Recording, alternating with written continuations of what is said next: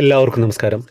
നമ്മൾ ഏറ്റവും ബുദ്ധിമുട്ടി നിൽക്കുമ്പോൾ നമ്മുടെ ജീവിതത്തിൽ നമുക്ക് കണ്ണൻ്റെ ഒരു സഹായം ഉണ്ടാവുക എന്ന് പറയുന്നുണ്ടല്ലോ. അതൊരിക്കലും നമുക്ക് വിലമതിക്കാൻ പറ്റാത്തതാണ്. അങ്ങനെ ഒരു അനുഭവം അയച്ചു തന്നിട്ടുണ്ട്. ഞാനത് വേഗം വായിക്കാം. ഞാനൊരു കൃഷ്ണഭക്തയാണ്. എൻ്റെ കണ്ണൻ്റെ 100 അനുഭവ കഥകളുണ്ട്. പക്ഷേ ഈ അനുഭവം എന്നെ പോലെയുള്ളവർക്ക് ഉപകാരമാകട്ടെ. എൻ്റെ ജീവിതത്തിൽ ഒരുപാട് ദുരിതങ്ങൾ അനുഭവിക്കുന്ന ആളാണ്. എൻ്റെ ഭർത്താവ് ഒരു ക്യാൻസർ രോഗിയായിരുന്നു. അദ്ദേഹത്തിൻ്റെ മരണത്തെ തുടർന്ന് കുറച്ച് സാമ്പത്തിക ബാധ്യത വന്നു. 4 ലക്ഷം രൂപ ഒരാളിന് നവംബർ 6-ാം തീയതി കൊടുക്കണം.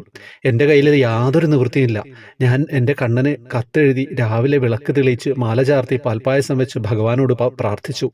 7 ദിവസം എൻ്റെ ദുഃഖം പറഞ്ഞ് കത്തെഴുതി കാൽക്കൽ വെച്ചു. അത്ഭുതം എന്ന് പറയട്ടെ, എന്താ സംഭവിച്ചത് എന്നറിയോ?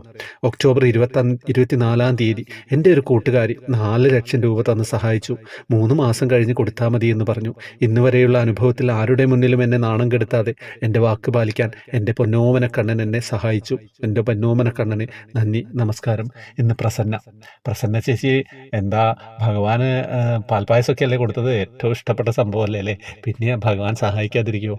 എന്തെല്ലാം അനുഭവങ്ങളാണല്ലേ. നിങ്ങളെല്ലാവരിലേക്ക് എത്തിക്കട്ടോ, വേഗം എത്തിക്കുക.